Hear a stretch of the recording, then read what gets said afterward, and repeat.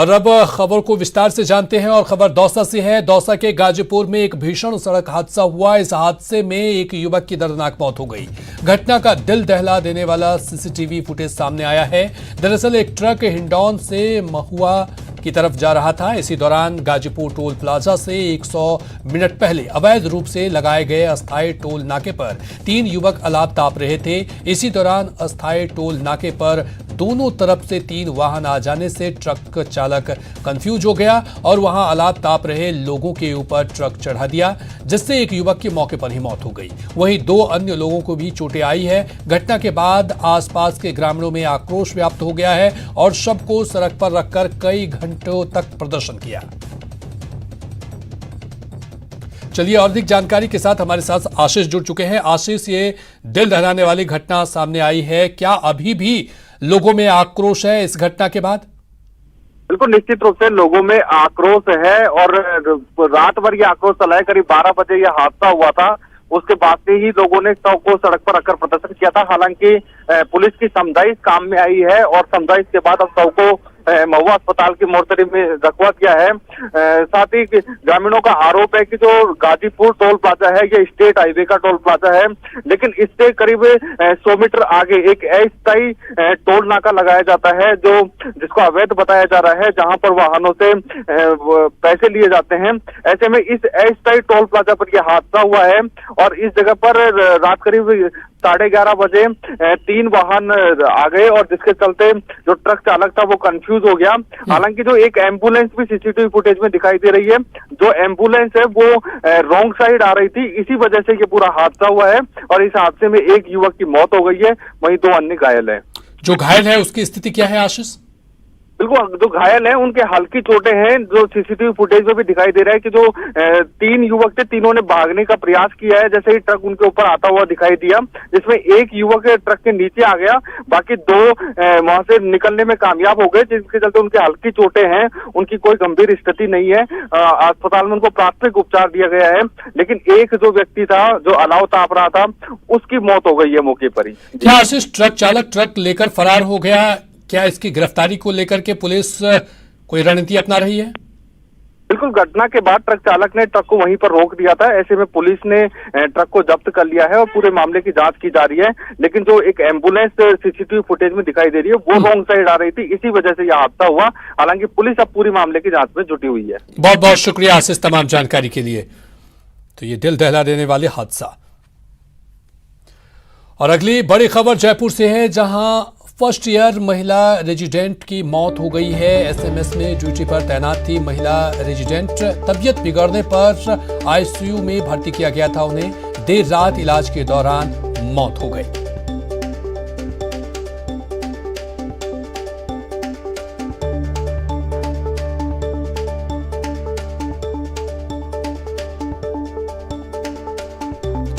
ये बड़ी खबर आपको जयपुर से बता रहे हैं, जहां पर फर्स्ट ईयर महिला रेजिडेंट की मौत हुई है। एसएमएस में ड्यूटी पर तैनात थी महिला रेजिडेंट, तबीयत बिगड़ने पर आईसीयू में भर्ती कराया गया। देर रात इलाज के दौरान मौत हो गई।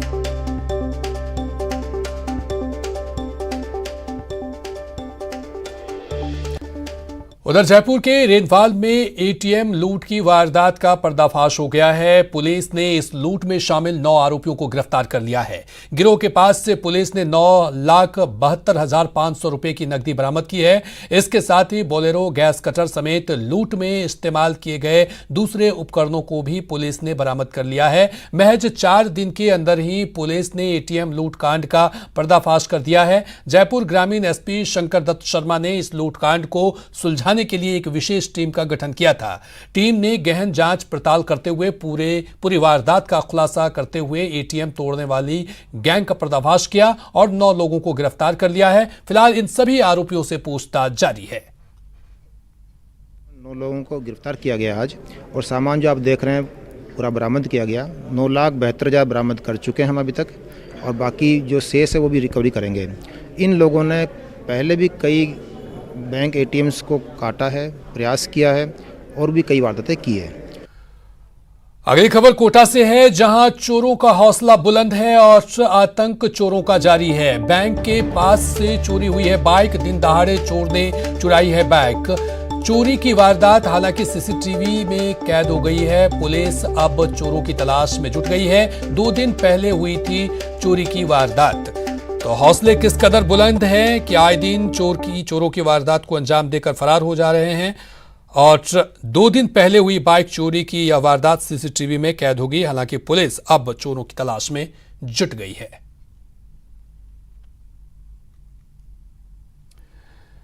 अगली खबर कोटा से ही है। कोटा से ये बड़ी खबर है। सुल्तानपुर थाना पुलिस की बड़ी कार्रवाई, बाइक चोर गिरोह का पर्दाफाश किया है। पुलिस ने 3 आरोपियों को इस दौरान गिरफ्तार किया है। पुलिस ने बरामद किए 4 मोटरसाइकिल इस दौरान। तो सुल्तानपुर थाना पुलिस की ये बड़ी कार्रवाई, बाइक चोर गिरोह का पर्दाफाश किया है। पुलिस ने 3 आरोपियों को गिरफ्तार किया है और 4 मोटरसाइकिल भी बरामद कर लिया गया है। और अगली बड़ी खबर चूरू से है, जहां पुलिस के हत्थे चढ़े 2 ठग। नकली चांदी बेचने आए थे ये ठग और पुलिस के हत्थे चढ़ गए। नकली चांदी बेचने आए थे ये दोनों आरोपी। तो नकली चांदी बेचने चूरू आए 2 ठगों को कोतवाली पुलिस ने गिरफ्तार किया है। दुकानदार की सजगता से बड़ी वारदात टली। चूरू जिला मुख्यालय पर नकली चांदी बेचने के लिए आए थे 2 ठग और पुलिस की सतर्कता से ये दोनों धरे गए। सूचना पर पहुंची कोतवाली पुलिस ने उन्हें गिरफ्तार कर लिया। ये नकली चांदी को बेच करके और असली चांदी के रूप तेरन आ रही। नामकरण सुनोग शिषपाल नायक, दूसरा है बोराराम सुनोग डोंगराम, एक विदास का एक डूंगर। और अगली खबर भरतपुर से है, जहां कुख्यात बदमाशों के खिलाफ अभियान जारी है। अलग अलग जगह पर पुलिस की ये कार्रवाई की गई है। पुलिस ने 2 बदमाशों को गिरफ्तार किया है। 2 अवैध देशी कट्टा और 14 कारतूस बरामद किया गया है इन बदमाशों के पास से। तो अपराधियों की गिरफ्तारी को लेकर चलाए जा रहे अभियान के तहत डिग थाना पुलिस ने 2 अलग अलग स्थानों पर दबिश देकर 2 अपराधियों को गिरफ्तार कर लिया है और इस दौरान उसके कब्जे से 2 अवैध देशी कट्टा और 14 जिंदा कारतूस बरामद किए हैं।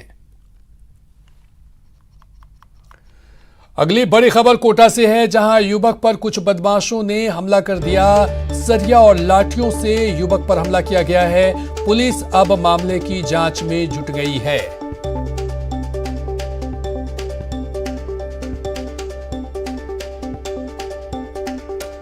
युवक पर कुछ बदमाशों ने हमला किया है। सोगरिया रोड मेन रोड, इसके बजन नगर कपड़े लेने गया था। इसको फ़ोन करके अरमान ने और भैया ने बुला के और जफर वफर जानू और समीर और मैं और 4 जने और भी थे, सरिये और पाइप। चलिए और अधिक जानकारी के साथ ओम प्रकाश हमारे साथ जुड़ चुके हैं। ओम प्रकाश, बदमाशों के हौसले किस कदर बुलंद हैं वो इस तरह से दिखाई दे रहा है क्योंकि युवक पर बदमाशों ने हमला किया है सरिया और लाठियों से। क्या इसके पीछे आपसी रंजिश या कुछ और वजह? फिलहाल पीड़ित पुरानी रंजिश बता रहे हैं, पुलिस भी पुरानी रंजिश बता रही है, लेकिन कुल मिलाकर ये कहा जा सकता है कि कोटा में बदमाशों के हौसले बुलंद हैं और ये तस्वीरें आए दिन देखने को मिलती हैं। पुलिस का अपराध नियंत्रण के दाव पर कई बड़े सवाल खड़े होते हैं। 2 दिन पहले एसपी ने क्राइम मीटिंग ली। इस क्राइम मीटिंग के दौरान इस बात की विशेष तौर से चर्चा हुई।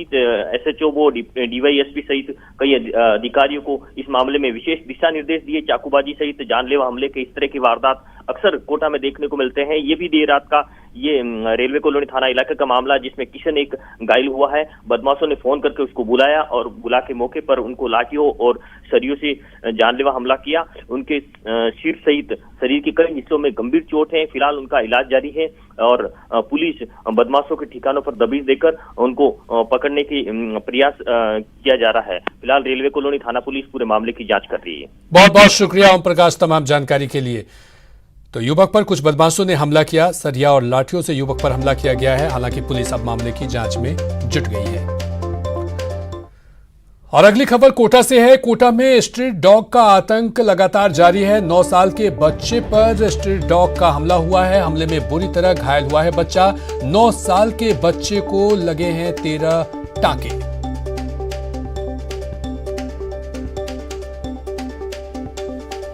तो 9 साल के बच्चे पर स्ट्रीट डॉग का हमले में बुरी तरह घायल हुआ है बच्चा। 9 साल के बच्चे को लगे हैं 13 टाके। ये बजरंग नगर आदित्य आवास इलाके में 9 साल की उम्र के एक बालक पर स्ट्रीट डॉग ने हमला कर दिया और बुरी तरह से घायल कर दिया। परिजनों ने अस्पताल में इलाज करवाया। गर्दन पर स्ट्रीट डॉग ने हमला करते हुए घाव किए हैं। स्ट्रीट डॉग के द्वारा घायल किए गए ये बच्चे को करीब 13 टाके आए हैं। इस घटना के बाद से पूरा परिवार सहमा हुआ है। और अगली खबर भरतपुर से। भरतपुर में गौवंश से भरा ट्रक पकड़ा गया है। 10 से ज्यादा गौवंशों को मुक्त कराया गया है। गौरक्षा दल को मिली थी यह सूचना। गौरक्षा दल ने पुलिस को इसकी सूचना दी। मौके पर पहुंची पुलिस ने गाड़ी को कब्जे में लिया। चालक मौके से इस दौरान फरार हो गया।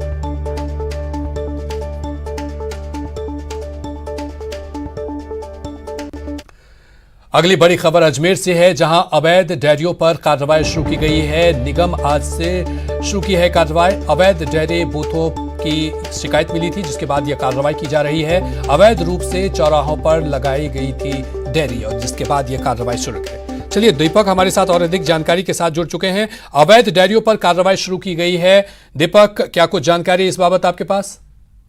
जी बिल्कुल, निश्चित तौर पर अजमेर शहर में जिस तरीके से जो डेयरी आवंटन होती है वो अजमेर डेयरी के हिसाब से ही की जाती है, लेकिन पिछले कई दिनों से नगर निगम को ये शिकायतें मिल रही थी कि जो अजमेर शहर के मुख्य चौराहे हैं वहां पर अवैध रूप से लोगों ने डेयरी बूथ खोल रखे हैं, जिनसे यातायात काफी प्रभावित होता है।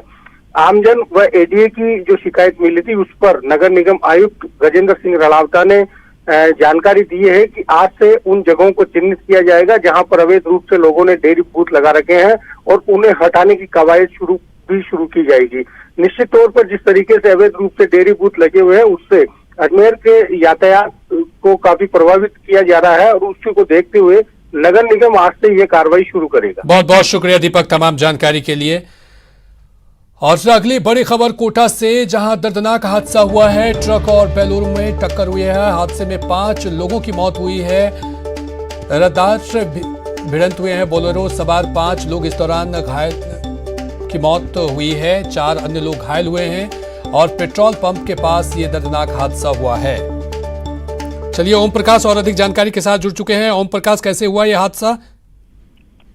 जी, ये ट्रक और बोलेरो की आमने सामने की भिड़ंत बताई जा रही है। निगोद पेट्रोल पंप पर देर रात जब खाना खाकर ये एमपी लौट रहे थे शिवपुर, तब बोलेरो की सामने से आ रहे एक ट्रक की जोरदार भिड़ंत हो गई और देर रात अंधेरा होने के कारण ये दर्दनाक हादसा में 5 लोगों की दर्दनाक मौत हो गई। ये सभी जो मृतक है शिवपुर के रहने वाले हैं और इस हादसे में जो बोलेरो सवार थे 5 अन्य लोग भी घायल बताए जा रहे हैं, जिनका एमबीएस सहित अन्य अस्पतालों में इलाज चल रहा है। बहुत दर्दनाक हादसा कहा जा सकता है। 2-3 थानों की पुलिस मौके पे पहुंची है। सबों को एमबीएस सहित अन्य अस्पतालों की मोर्चिन में रखवाया गया है। घायलों का इलाज चल रहा है। 2-3 थानों की पुलिस पूरे मामले की जांच कर रही है और फिलहाल वहां मृतकों के जो परिजनों को सूचित किया गया है वो एमपी से आने के बाद इनके सबों का पोस्टमार्टम किया जा रहा है। हालत जो गंभीर है, उनकी 2 की हालत गंभीर बताई जा रही है, बाकी सामान्य बताया जा रहा है। बोलेरो में कितने लोग सवार थे ओम प्रकाश? 10 से आसपास सवार बताए जा रहे हैं, जिसमें से 5 लोगों की दर्दनाक मौत हो गई और 5 अन्य जो है वो घायल बताए जा रहे हैं, जिसमें से 2 की हालत गंभीर है। ये सभी लोग धान बेच, जैसा बताया जा रहा है, पुलिस कह रही है कि ये सभी लोग या कोटा में धान बेचकर बोलेरो में सवार होकर वापस लौट रहे थे। उसी दौरान ये होटल में खाना खाने के बाद सामने से आ रहे ट्रक से जोरदार इनकी भिड़ंत हो गई और हादसे का शिकार हो गए। बहुत बहुत शुक्रिया तमाम जानकारी के लिए ओम प्रकाश। ये दर्दनाक हादसा, ट्रक और बोलेरो में टक्कर, 5 लोगों की मौत की खबर है।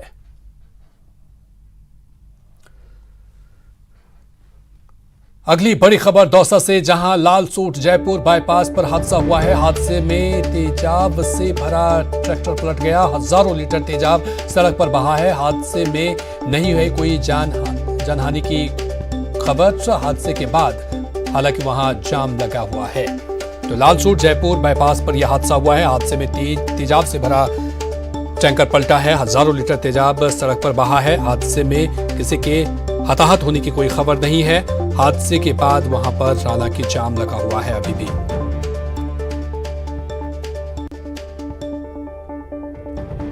ये तस्वीरें हम आपको दिखा रहे हैं। लाल सूट जयपुर बाईपास की ये तस्वीर है, जहां पर ये तेजाब से भरा टैंकर पलटा है। हजारों लीटर तेजाब सड़क पर बह गया। इस दौरान ये तस्वीरें हम आपको दिखा रहे हैं कि कैसे ये हादसा हुआ। हादसे में किसी के हताहत होने की कोई खबर नहीं है। हालांकि हादसे के बाद वहां पर जाम लग गया है, जो कि बीच सड़क पर यह हादसा हुआ है। लालसोट जयपुर बाईपास के पास से हादसा हुआ। तेजाब से भरा हुआ टैंकर था जो लालसोट की तरफ से आ रहा था दौसा की तरफ, तो घुमाव पे वो ड्राइवर अपना नियंत्रण खो बैठा गाड़ी में से, तो ये दूसरे रोड पे जाके पलट गई। इसमें कोई जान माल का नुकसान तो हुआ नहीं है। उसके लिए हम यहाँ पे और भी जो भी उचित कार्रवाई है वो कर रहे हैं, बोर्ड लगवा रहे हैं, बता रहे हैं लोगों को, उसके लिए सूचनात्मक चीजें लगाई जा रही हैं। और उधर करौली पुलिस ने वांछित अपराधियों की गिरफ्तारी के लिए अभियान चलाया हुआ है। इसी के तहत करौली पुलिस ने वांछित अपराधी दशरथ गुलाड़ की गिरफ्तारी के लिए 5,000 नगद इनाम की घोषणा की है।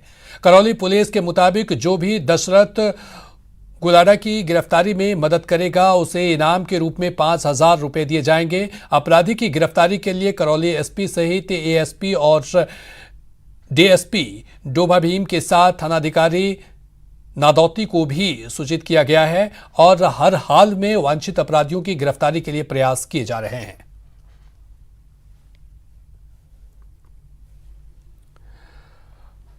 अगली बड़ी खबर अजमेर से है, जहां वाणिज्य कर विभाग की कार्रवाई, लोहे से भरा ट्रक को जब्त किया गया है। ट्रक में भरे माल का नहीं था बिल। हाईवे पर गश्त के दौरान पकड़ा गया ट्रक। तो वाणिज्य कर विभाग ने यह कार्रवाई की है। लोहे से भरा ट्रक को जब्त किया गया है। ट्रक में भरे माल का बिल नहीं था, इसी वजह से उसे जब्त किया गया है। अगली खबर अलवर से है, जहां आईपीएस पत्नी के दहेज प्रताड़ना के केस के बाद आरएएस पति सरकारी आवास पर ताला लगा अचानक लापता हो गए। एफआईआर के बाद सरकार ने बहरोड सहायक कलेक्टर के आवास को खाली करा लिया। दरअसल 7 साल पहले 2013 में बहरोड सहायक कलेक्टर नरसिंह तैनात थे, जब उनकी आईपीएस पत्नी ने दहेज प्रताड़ना का आरोप लगाते हुए गुजरात में केस दर्ज कराया था। वे गुजरात कैडर की आईपीएस थी। यह पता चलते ही तत्कालीन सहायक कलेक्टर नरसिंह सरकारी आवास पर ताला लगा कहीं चले गए थे। अब ये तो ऑफिशियल तो कुछ कह नहीं सकते, लेकिन शायद इनका पारिवारिक मनमुटाव था जिसकी वजह से ये यहाँ से मिस हो गए थे।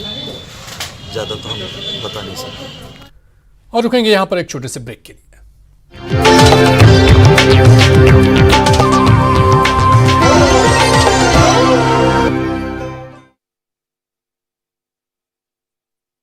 रुक करेंगे अगली खबर की तरफ। कोरोना पर ऑल पार्टी मीटिंग आज है। वीसी के जरिए शामिल होंगे पीएम मोदी और वैक्सीन वितरण पर दे सकते हैं जानकारी। कांग्रेस, शिवसेना, जेडीयू समेत कई दल इस बैठक में शामिल होंगे, जहां पर वैक्सीन वितरण पर पीएम मोदी जानकारी दे सकते हैं।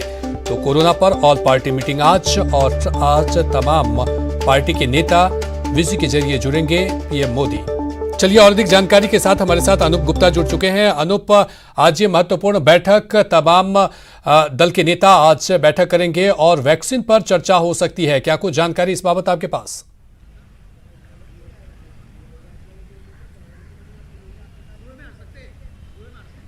बिल्कुल, देखिए आज की जो सर्वदलीय बैठक है वो कई मायनों में बहुत महत्वपूर्ण कहा जा सकता है। एक तरफ केंद्र सरकार की तरफ से सभी राजनीतिक पार्टियों को ये बताया जाएगा कि अब तक केंद्र सरकार ने कोविड महामारी को लेकर क्या किए हैं और आगे क्या रणनीति होगी इसके पूरे खात्मे को लेकर के।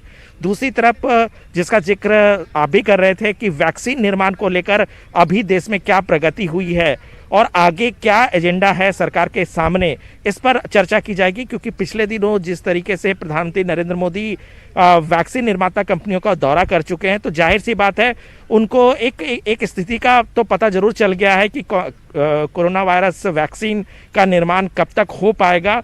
और सरकार के सामने सबसे बड़ी चुनौती निर्माण तो था ही, लेकिन सबसे बड़ी चुनौती है कि इसका डिस्ट्रीब्यूशन पूरे देश में किस तरीके से कराया जा सके। क्योंकि पिछले दिनों जिस तरीके से मुख्यमंत्रियों की बैठक में प्रधानमंत्री नरेंद्र मोदी ने सभी राज्यों के मुख्यमंत्रियों से उनकी राय मांगी है कि किस तरह से डिस्ट्रीब्यूशन कराई जाए, इसको लेकर रोड मैप बनाया जाए। तो आज भी जरूर सभी जो राजनीतिक पार्टियों के नेता हैं उनसे भी ये जरूर एक तरह से चर्चा की जाएगी कि सरकार के पास ये एजेंडा है, अगर किसी को कोई राय देना है तो वो जरूर स्वागत किया जाएगा। तो ये काफ़ी महत्वपूर्ण बैठक है क्योंकि सभी राजनीतिक पार्टियों के महत्वपूर्ण नेता इस बैठक में मौजूद रहेंगे। अनुप, ये भी जानना चाहेंगे कि कई प्रदेशों में कोरोना का विस्फोट लगातार जारी है, तो इसको लेकर के भी प्रधानमंत्री इस बैठक में निर्देश दे सकते हैं उन राज्यों को के नेताओं को?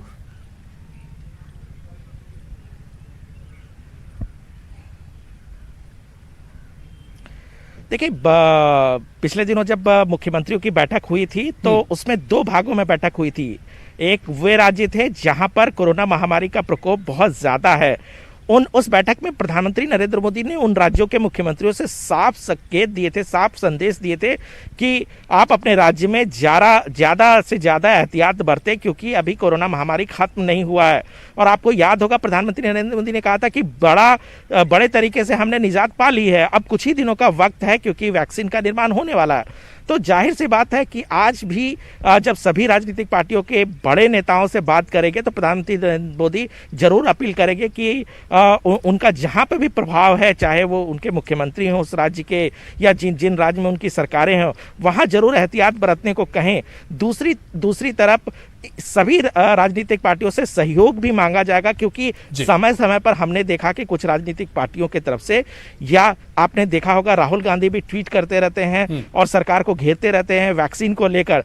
तो जरूर आज सरकार की तरफ से ये साफ की जाएगी कि इस मसले पर राजनीति ना की जाए। सरकार की मंशा साफ है, जैसे ही वैक्सीन निर्माण होती है, वैक्सीन लॉन्च किया जाता है, वैसे ही सरकार कोशिश करेगी कि सभी लोगों को वैक्सीन का अनुप, आप इस बैठक पर नजर बनाए रखिए, हम तमाम अपडेट्स आप तक लेते रहेंगे। अभी तमाम जानकारी के लिए बहुत बहुत शुक्रिया।